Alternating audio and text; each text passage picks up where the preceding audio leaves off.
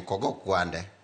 Owacho ni okay, VAT refund manyadhi yudo was 16% mar ngano.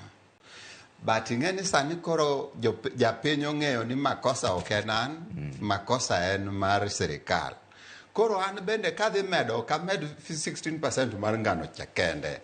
Koro nyaka mede matin an bende nikech nitiere ushuru moko mar adek moko mabe nyo meda ka. Koro kata nadwa medo mana wacho ni siling 5. Koro ang na mede siling moro 10. Koro chopo 75.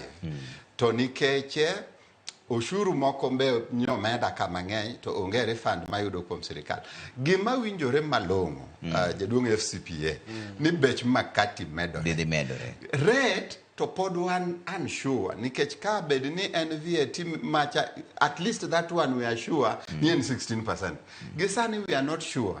Tiende ni jauso is at liberty mar neno ni anya mede 10, anya mede 10 kaka wiyo mi. To FCP ok mae gima penjo gi jolony ka endi ni useneno ni nitiere tudruok makende e kind pesa ma sirikal dhi yudo gi usuru ma